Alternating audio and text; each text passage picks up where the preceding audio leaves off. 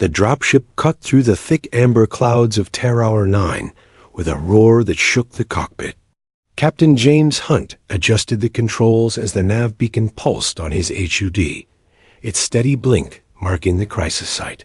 Below stretched a world painted in rust and shadow-jagged ridges, coated with centuries of dust, vast pits carved by industry, and a permanent haze of smog that turned the sky into a bruised wound. It was the sort of place where corporations built fortunes and buried lives. The emergency channel crackled to life. Reports came in fast fissures spreading through the eastern dam wall. Water pressure climbing, hundreds of laborers trapped. Below, James cursed under his breath. To the Galactic Emergency Response Unit, Terror 9 was just another assignment, but the urgency in the dispatcher's voice told him this was more than a failing structure. This was a mass grave waiting to happen. The ship angled down toward the massive dam, a colossus of cracked concrete and creaking steel. From above, James saw the fractures spiderwebbing across its surface, each one a wound ready to tear open. Jets of white water spurted through, misting the air in plumes that caught the yellow light like smoke from artillery fire. Alien crews thin. Gray Zorians in crisp uniforms scurried across platforms, barking orders at each other. None of them dared approach the control station at the base of the structure. Cowards, James muttered, locking the dropship into hover and stepping into his sand-colored exosuit. Servos whirred to life, amplifying his movements, compensating for the heavy gravity of this forsaken planet. He clamped his helmet down, the HUD overlay sharpening. The comm line flared with the voice of Administrator Pelk, a Zorian official with nervous eyes. Captain Hunt thanked the stars. The control mechanism is slipping. If it gives way, we lose everything. Then brief me later, James replied, already vaulting from the platform. Right now, people are about to drown. Jets in his suit flared, slowing his descent as he landed hard near the control station. The roar of straining hydraulics thundered in his ears. Then he saw her. A lone figure clung desperately to the massive lever that controlled the emergency floodgates. She was small against the machinery, her arms shaking with the effort. Bright orange skin glistened with sweat, marked with delicate silver tracings that ran like glowing circuitry across her body. Her white-silver hair stuck to her cheeks, and her eyes startlingly blue flashed up at him in shock as he landed. For a heartbeat, James froze. She wasn't Zorian. She was something else, someone else, and from the cut of her ragged worksuit, and the desperation etched into her face, he knew immediately. Slave, hold on. He shouted over the cacophony, moving to her side. The girl flinched as he pressed his armored hands over hers on the lever. She tensed at his touch, as if waiting for pain, but she didn't pull away. Together they heaved, the servos in James's suit groaning as the pressure shifted. The mechanism shuddered, metal screaming in protest, but held. It's going to break, she gasped, her accented voice raw with strain. The pressure is too much. Not today, James growled. He locked his boots against the steel grating, pouring every ounce of power into the suit's hydraulics. The HUD flared warnings as his power reserves drained, but the lever steadied. Inch by inch, the threat receded. Minutes bled away, though they felt like hours. Then, with a jarring crack, the fractures in the dam stopped spreading. Relief valves groaned open, diverting enough water to ease the load. The wall still bled at the seams, but it would hold, at least for now. James released the lever carefully, shifting his body to catch the girl as her legs buckled beneath her. She had been straining for so long, her muscles gave out the instant the weight lifted. He lowered her gently to the grated floor. Her breath came in ragged sobs, her blue eyes wide as though she couldn't believe the disaster hadn't consumed them both. You did it, he said, lowering his helmet shield to meet her gaze directly. held this whole thing together until I got here. Without you, they'd all be dead." Her lips parted, but no words came, only a faint tremor of disbelief. James softened his voice, leaning closer so she could hear him above the roar of machinery and rushing water. "What's your name?" She blinked at him as if the question itself were foreign. No one had asked her that in years. That much was playing in the flicker of shock across her face. For a moment, he thought she might not answer at all. Then, haltingly, she whispered, "Amamira. I am called Amamira." James's throat tightened at the sound of it, a name carried through suffering, yet still hers. "Amamira," he repeated, letting the syllables ring with weight. He managed a small, grim smile. "I'm James Hunt, and you're not alone anymore." Her eyes glistened. For the first time in 7 years of slavery, someone had looked past the silver markings, past the chains invisible but no less real, and spoken to her as if she mattered, as if she was human, even if she wasn't.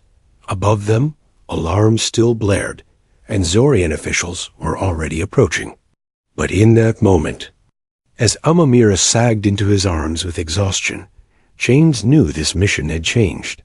The dam had been saved. Yes, but what he had really found was a life worth fighting for.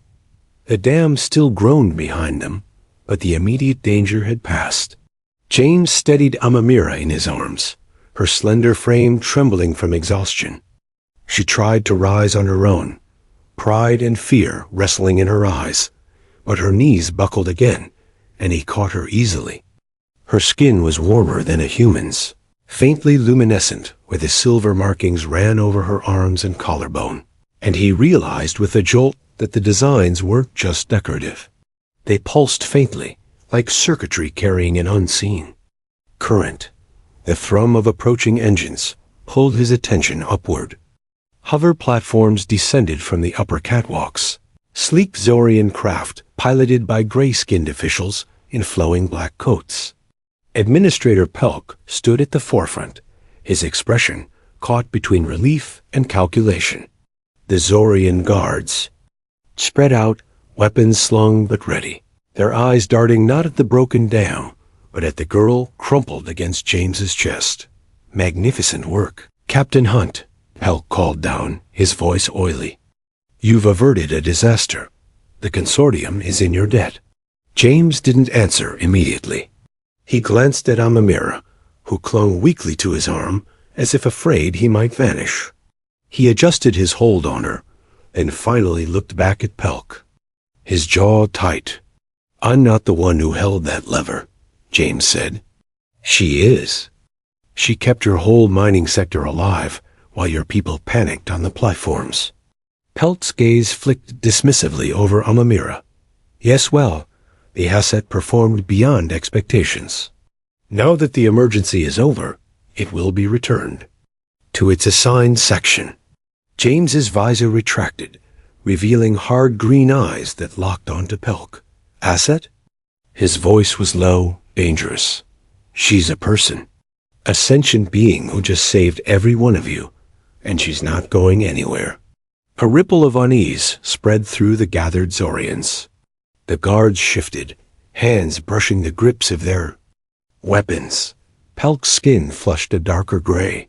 "Captain Hunt, you misunderstand. Calorans are registered property under consortium law.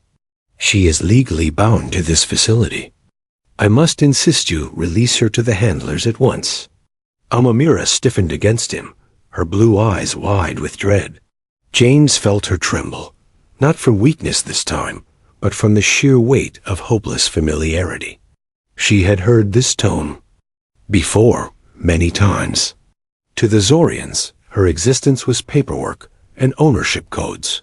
Nothing more. James lifted his chin, his voice ringing with steel. "I'm invoking Article 17 of the Galactic Emergency Response Charter. Any individual who assists GERU personnel in crisis becomes a protected person for a minimum of 72 hours.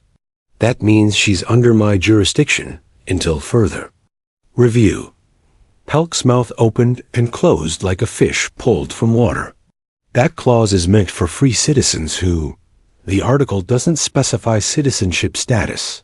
James cut in, voice sharp. It doesn't say, except slaves. Anywhere. Do you see those words, Administrator? Because I don't. A murmur rippled through the bystanders, guards, technicians, even a few of the gray-uniformed overseers who had gathered at the commotion. The notion was unthinkable. A human captain publicly challenging Zorian authority on their own soil. Amamira clutched James's arm tighter. Her voice was barely audible, but he heard the disbelief trembling in it. You would claim me as protected? James glanced down at her, softening for a moment. Not claim. Defend. There's a difference. The hover platform settled onto the catwalk, and Pelk descended with 2 guards at his heels. His fingers twitched against his datapad, pulling up lines of protocol, searching desperately for a loophole to use against the human captain. But James was already signaling his dropship. Hunt to shuttle, he said into his comm, his voice calm, but resolute. Immediate extraction, my coordinates. Copy that, Captain. Inbound 30 seconds. Pelk's composure cracked, his voice rising. You can't simply abduct consortium property. This is a violation of jurisdiction and active aggression. James squared his shoulders, Amamira secure in his arms. What I can't do, he said flatly, is stand by while you drag a girl who just saved your damn colony back into slavery. If you've got a problem with that, Administrator, take it up with the Council. The roar of the dropship's engines drowned out whatever reply Pelk tried to muster. Wind whipped across the platform as the craft hovered into position, ramp extending. James activated his jump jets and surged upward, carrying Amamira effortlessly into the hold.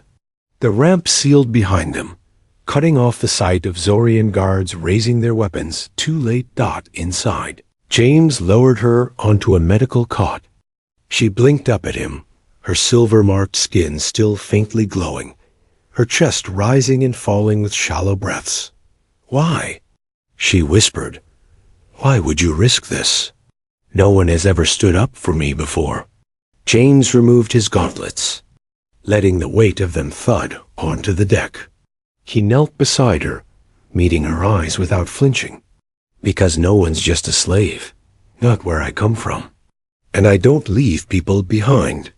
Her lips parted, trembling, and then the faintest flicker of something new crossed her face.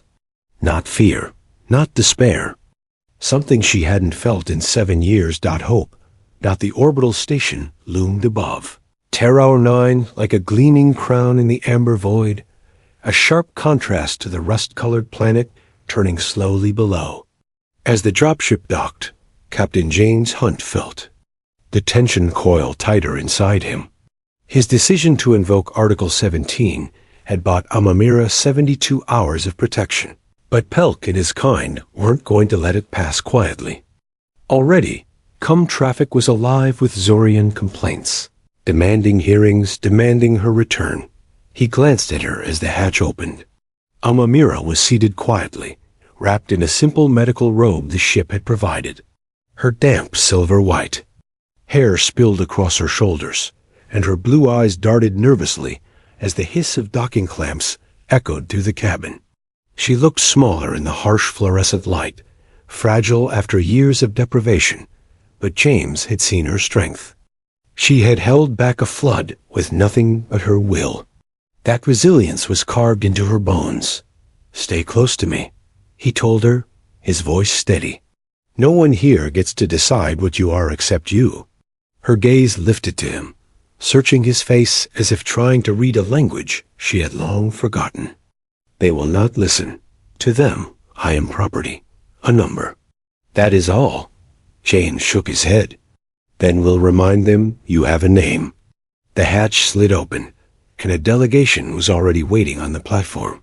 3 Zorian officials in ceremonial robes stood at the front, their expressions carved from cold stone. Behind them, guards with sleek rifles watched silently. But what made James's jaw tighten was the figure at the center of the chamber, High Administrator Vaughn. Taller than the others, his markings more elaborate, Vaughn radiated the arrogance of unchallenged power. Captain Hunt, Vaughn intoned, his deep voice echoing in the chamber. You have overstepped.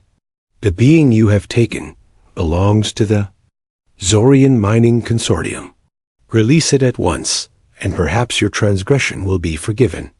James kept his posture loose, but his voice cut sharp. Her name is Amamira, and she doesn't belong to you or anyone else. A stir ran through the gathered crowd.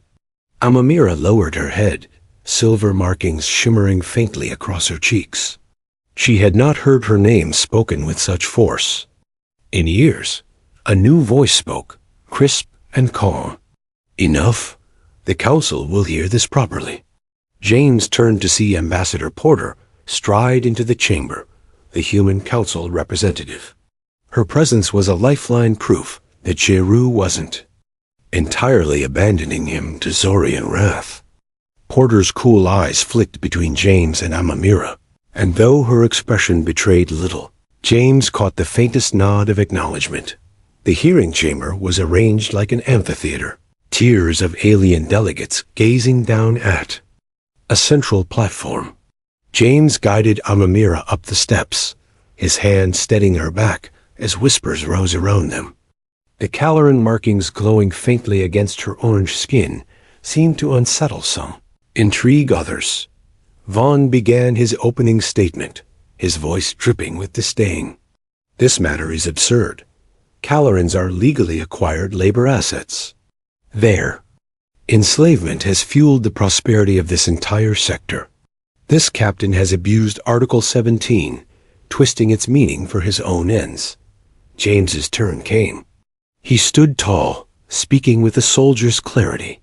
The Galactic Charter, to which the Zorians are signatories, forbids enslavement of sentient beings. Amamira is no asset, she's a person. She risked her life to save an entire colony. Article 17 applies to her as much as it would to any of you. Murmurs spread, but Vaughn smirked. And how, pray, do we determine her sentience? She cannot even speak for herself. James bristled, but before he could answer, a soft voice carried across the chamber. I can. The room fell silent. Amamira stepped forward. Her robe hung loosely from her thin frame, but her back was straight, her chin lifted. Her voice trembled at first, then grew stronger. My name is Amamira of Kaler Prime. I was a student when Zorian raiders came. I had never held a weapon, never harmed anyone. They took me. For 7 cycles I worked these mines. They gave me no name, only a number.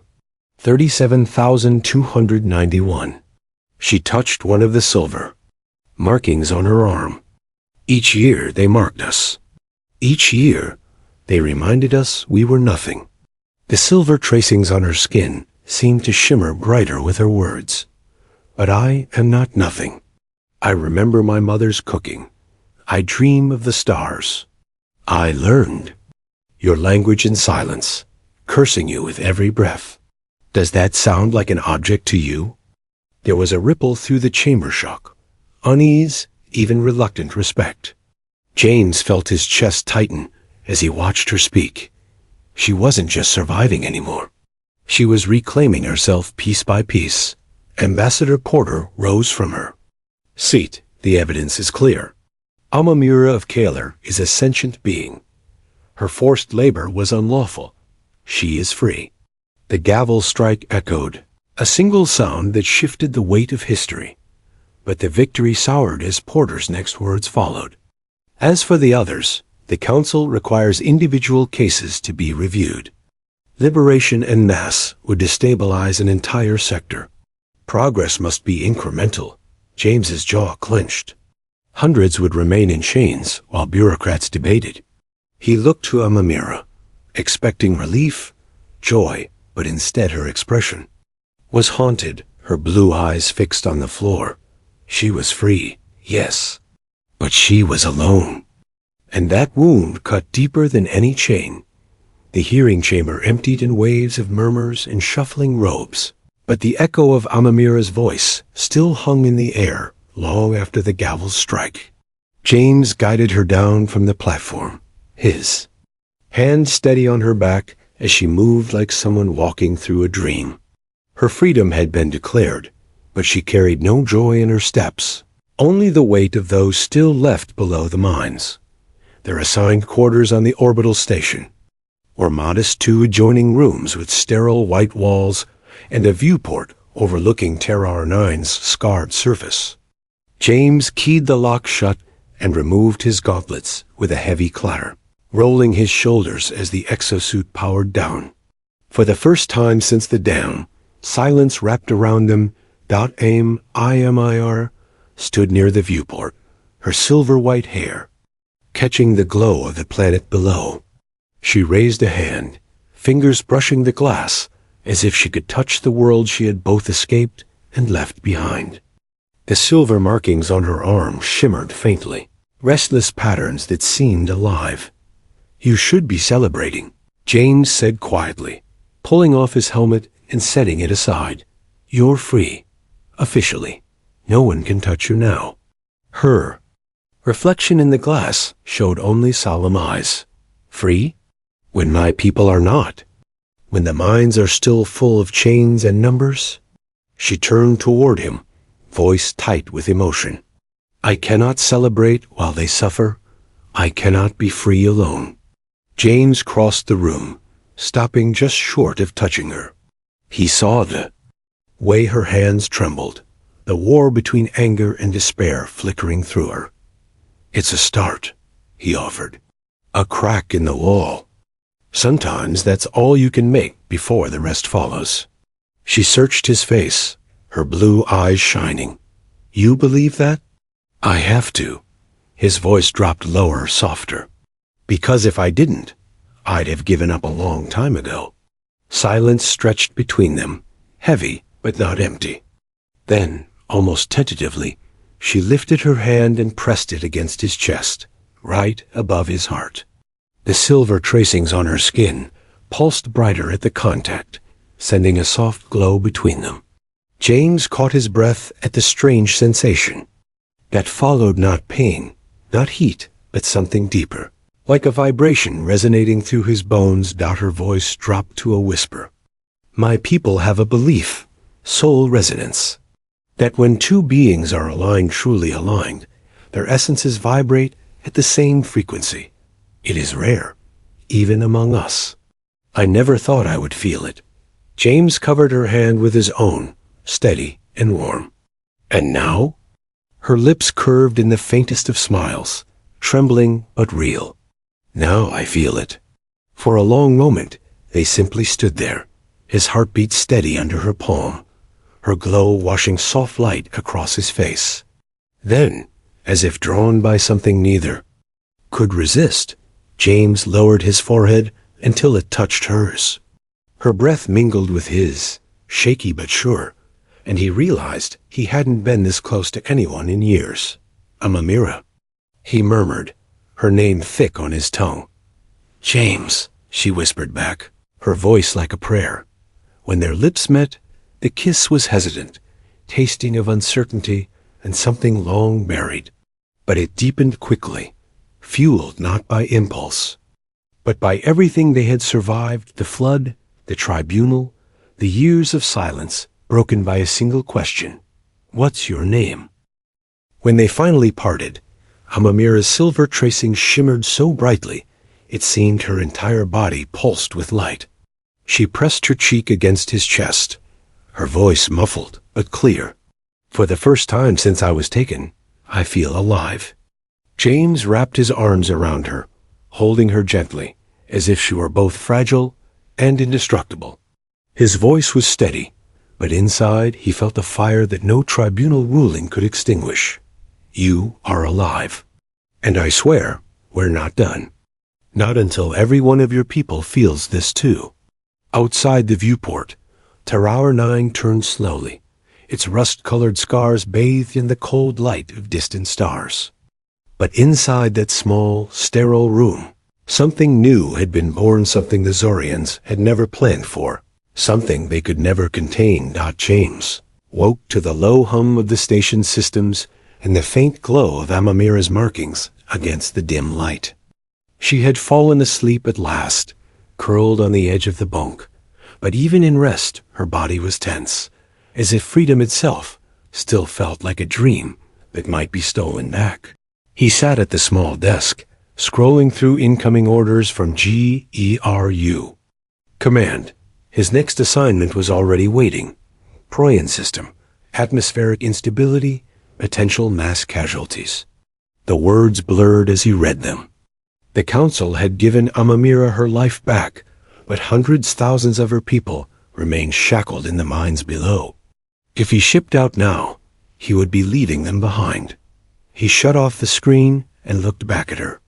Every scar of exhaustion, every etched marking, every tremor in her breath spoke of survival, but also of something more. Unfinished business. He couldn't just walk away. Not now. When she stirred awake, she seemed startled to find him still there. Her voice was soft, rough with sleep. You should be preparing to leave. Isn't that what soldiers do? Follow orders? James leaned forward, elbows on his knees, and for once let her see the conflict writ plain across his face. Orders don't matter if they mean abandoning the people you fought to protect. I'm not going anywhere. Not while they still have your people. In chains. Her blue eyes widened, and something fierce sparked in them. A light he hadn't seen before. You would stay? Against your own command? Stay, James said, his voice firm. And fight. But I can't do it alone. I need your help. She sat up, her robe falling loosely from her shoulders, and for the first time she looked less like a survivor and more like a warrior. You will have it. Every memory I carry of those mines, every hidden path, every weakness, I will give it. All. But you must know, James, the mines are not the worst of it. He frowned, his gut tightening. What do you mean? Her voice wavered as she spoke, but she forced the words out. Some of us, the ones with markings like mine, stronger, brighter, the Zorians take them away. They say it is to make the labor more efficient. But I have heard whispers. Experiments. Harvesting. She swallowed hard. My sister Len was taken 3 years ago. I do not know if she still lives. If she does, she is in that place. The room fell silent, heavy as stone. James reached out, his hand covering hers. Then we're not just freeing miners. We're finding her. And we'll burn whatever they're hiding to the ground. By the next day, the small suite was filled with the shuffle of boots and the muted tension of old comrades answering a dangerous call. Major Warren arrived first, a scarred veteran whose grin carried both trouble and loyalty. A rogue op on Zorian soil? He said, clasping James's arm with a grip that spoke of history. Thought you'd never ask. Talia Porter came next, compact and sharp-eyed, lugging a portable terminal under one arm. If we're doing this, we'll need someone who can slip past their surveillance. Lucky for you, my aunt is too busy playing politics to notice what I'm up to. Finally, Dr. Chase Elliott, a medic with a calm demeanor and a satchel of supplies, took a seat without ceremony. You bring them out alive. I'll keep them that way. Amamira entered then, carrying a rough sketch she had drawn from memory. She spread it across the table. Tunnels, ventilation shafts, guard rotations, marked with steady orange strokes. Here, the main gates are suicide. But the maintenance shaft here, it leads straight into the lower levels. Few guards, no cameras. They do not expect escape from within. Warren leaned over the diagram, his scarred brow furrowed. Risky, but not impossible. They believe control is absolute, Amamira said, her voice steady. Their arrogance is their weakness. That will be our way in. James studied the map, then looked up at each of them in turn. We're ghosts tonight. Get in, get out.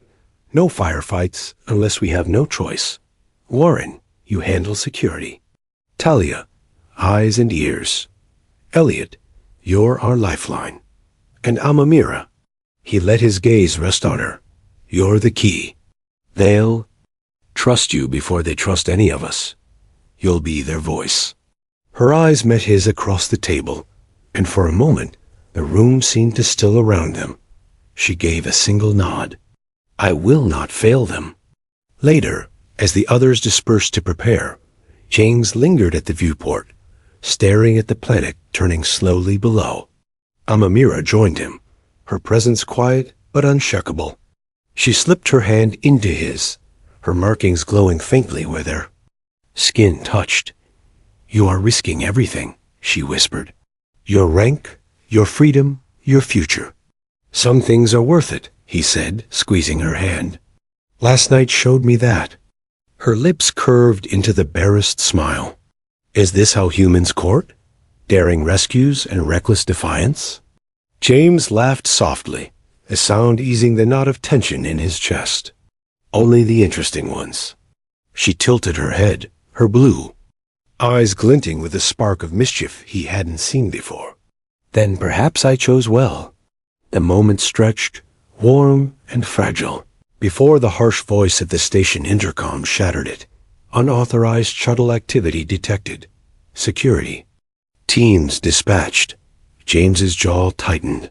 The window for hesitation was gone. Tonight, the war for Amamira's people would begin. The shuttle's engines purred. Low as it skimmed the jagged ridges of Terror 9, its transponder masked to mimic a corporate transport. Inside, the air was taut with anticipation. James moved along the narrow aisle, checking weapons, comms, and the seals on each exosuit. Warren sat sharpening a combat knife with lazy precision, his scar glinting under the dim cabin lights. Talia hunched over her terminal, her fingers dancing across a projection of the mine's network. Elliot checked his medical kit again, and again, the quiet repetition a comfort against the unknown. Amamira sat at the front, her posture straight, her eyes fixed on the landscape sliding past the viewport. Her silver markings pulsed faintly, betraying her nerves even as she tried to hide them. James crouched beside her, speaking low so only she could hear. You still with me? She turned her head, the blue of her eyes sharp as ice. For 7 years I have dreamed of this night. I am more than with you. I am ready. A shuttle settled into a ravine, engines dimming. The rear hatch hissed open, revealing a yawning maintenance shaft carved into the rock face. Dust swirled in the thin, bitter air. James led the way, rifle slung low, his boots crunching softly as he entered the tunnel. The descent was claustrophobic. Steel grates groaned beneath their weight. The walls were coated with soot, and the constant hum of machinery reverberated through the stone. After 15 minutes, Warren signaled a halt. Ahead, 2 Zorian guards loitered near a junction. There, weapons slung casually. Non-lethal? Warren muttered. James nodded. We're not here to start a war. Talia slipped a canister from her belt and rolled it into the open. A hiss of gas filled the air, invisible but potent. Within seconds, both guards sagged to the floor, unconscious. Elliot checked pulses, gave a thumbs up, and the team pressed on. The first barracks came into view, rows of bunks crammed into a dank chamber, each one filled with calorins hurled into themselves. The stink of sweat and despair clung to the air. Amamira moved forward, her voice trembling but urgent as she whispered to her people in their tongue. Slowly, eyes opened. Hollow faces lifted. Recognition flickered as they realized one of their own had returned. Hope spread like fire through dry grass. We'll get them to the extraction point, Warren said, gesturing to Elliot and half the group. But you 3, he pointed at James, Talia, and Amamira, are heading deeper. That's where the real prize is, isn't it? Amamira nodded grimly. The facility, where they took my sister. The deeper tunnels felt different, brighter, sterile, humming with advanced power. Security tightened, and Talia swore under her breath as her terminal clashed with firewalls far beyond mining tech. This is military grade, she whispered. Whatever they're hiding down here, they don't want anyone to see it. Finally, the bulkhead door slid open with a reluctant sigh, revealing a corridor lined with transparent cells. Inside each, a Caloran sat motionless, strange machinery strapped to their heads. Pulses of pale blue light rose and fell with their breathing, siphoning something intangible from their minds. Elliot's voice cracked through the calm, horrified. They're draining neural energy, turning empathic potential into raw data. This isn't labor, it's weaponization. Amamira ran from cell to cell, her palms pressed to the glass, searching frantically. Len, are you here? From the far end of the corridor came a weak voice, fragile but unmistakable. Amira. James's chest tightened as Amamira sprinted forward. In the last cell, a girl sat slumped against her restraints. She was thinner, paler, her markings spread further across her body like veins of silver lightning. Yet her blue eyes, dim though they were, shone with recognition. Len, Amamira whispered, tears streaking her face as she pressed against the glass. I've come for you. James fired a burst into the locking mechanism, sparks cascading as the cell door clanged open. Elliot rushed forward, disconnecting the restraints with practiced efficiency. Len collapsed into her sister's arms, her voice a rasp. They used me, my gift to read emotion. They made me tell them what their rivals feared, what they wanted. I thought I would die here. You won't, James said, helping lift her. You're coming with us. But the alarm klaxons blared before they could move, red lights strobing through the corridor. Talia cursed. We're blown. Security converging from all sides. James set his jaw. Then we hold the line. The first squad of Zorian guards burst through the bulkhead, rifles spitting plasma fire. James dropped into cover, returning fire in controlled bursts, the thunder of each shot shaking the walls. Talia scrambled to grab as much data as she could. From the consoles, her terminal screaming with warning alerts. Get the evidence, then get moving. James barked. Amamira clutched Len to her chest, shielding her as best she could. Fear flickered in her eyes, but beneath it was fire. We will not go back in cages, she hissed. James's rifle clicked dry, and he yanked the sidearm free, firing until the barrel glowed. More guards poured in, and for the first time, doubt tugged at the edge of his resolve. They were cut off. Outnumbered then the lights flickered and died. Emergency red filled the space. The sound of boots thundered from the far end of the corridor not Zorian, but dozens of Calorans, led by Warren, armed with mining tools and captured rifles. Thought you could use some backup. Captain, Warren shouted with a feral grin. James rose from cover, heart surging. With the Calorans at their side, the tide shifted. Zorian lines broke, confusion spreading as they were pressed from both ends. Move! James roared, covering their retreat as Amamira and Len were shepherded toward the transport tunnel. By the time they reached the surface, dawn was breaking over Terrar 9, painting the sky in bruised gold. The shuttle waited, ramp open, its engines already spooling. James staggered aboard last, his armor scorched, his chest heaving with exhaustion, but alive. Talia clutched her terminal to her chest, eyes blazing. I've got everything. Experiments, harvest protocols, falsified reports. The consortium is finished. James turned to Amamira, who was kneeling beside her sister, tears streaking her face, but her shoulders squared with new strength. She looked up at him, her blue eyes fierce.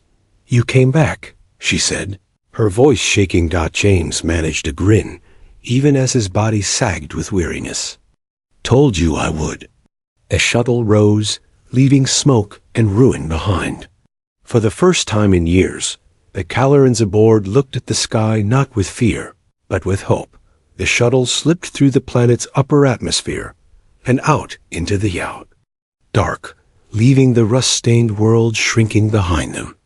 Inside the crowded hold, silence was broken only by the hum of engines and the low moans of the freed Calorans. Some clutched one another, others stared blankly into the void, unable to process what freedom meant after so many years. James moved among them, checking wounds, murmuring reassurances, but his eyes always found their way back to Amamira. She sat with her sister curled against her side, one arm protective, the other clenched around James's hand as if afraid he might vanish. By the time they reached the orbital station, the comm channels were already ablaze. The evidence Talia had ripped from the facility had gone viral through the Galactic Council's secure net schematics of neural harvesting rakes, reports of forced empathic experiments, documents signed by Zorian officials at the highest levels. A scandal of that magnitude couldn't be buried. The tribunal was reconvened within hours, this time in front of a chamber overflowing with delegates and press feeds from across the galaxy. High Administrator Vaughn stood pale with fury, flanked by his silent entourage. Amamira stood beside James again, but this time she held her head high, her silver markings glowing defiantly. Len leaned on Elliot at the rear, too weak to speak, but present as living proof of what had been done. Ambassador Porter's voice carried over the chamber. "The evidence presented leaves no doubt. The Zorian Mining Consortium has engaged in systematic enslavement, illegal experimentation, and neural harvesting in direct violation of the Galactic Charter. Effective immediately, sanctions are imposed, assets frozen, and every Caloran laborer is to be released. Reparations will be demanded." The chamber erupted in noise, some shocked, some triumphant. Vaughn tried to speak, but his words were drowned by the gavel's strike. For the first time in generations, the chains were legally broken. Amamira's hand tightened around James's. She looked up at him, her blue eyes wet but burning with fire. "We did it," she whispered, but the victory was not without shadows. Later, in the quiet of the refugee ward where Len was being treated, Amamira sat at her sister's bedside. James lingered in the doorway, watching as Len stirred her markings, glowing faintly even in sleep. When her eyes fluttered open, she caught Amamira's hand. "They'll never stop," Len rasped, her voice weak but urgent. "The mines were only one layer. The real purpose, the reason they took me, wasn't energy. It wasn't labor. It was influence." She coughed, and Elliot steadied her with water. "They used me to read emotions during negotiations, to manipulate trade, to shift alliances. The Zorians weren't just harvesting us. They were building a weapon, a way to bend entire councils with invisible pressure." The words fell like a blade. James felt the hairs rise on the back of his neck. This wasn't just about slavery. It was about control of the galaxy's future. Amamira bent low, her forehead against her sister's. Her voice was a vow. No more, never again. When she rose, James saw a new steel in her posture. She was no longer just a freed slave, nor even a survivor. She was becoming something else, a leader, a spark that could ignite an entire movement. As the freed Calorans settled into temporary quarters aboard the humanitarian outpost at Arcturus, James and Amamira stood together at the viewport. Below them, children played in artificial gardens under the glow of simulated sunlight. Laughter rang where once there had only been silence. James slipped his arm around her waist. "This isn't the end," he murmured. "Not if what Len said is true." Amamira leaned into him, her silver tracings glowing softly where their bodies touched. And it is only the beginning. They forged chains for my people, but now they will find we have fire instead. She turned her face toward him, her voice low and certain. And I will not fight it alone, not with you beside me. James smiled faintly, pressing his lips to her temple. Outside, the stars burned cold and bright, but for the first time in his career, he saw them not as distant assignments or borders to patrol, but as possibilities. The shocking truth lingered like a storm on the horizon. The Zorians had not merely enslaved a people. They had tried to weaponize their very essence. And though the mines were emptied, the true war had yet to begin.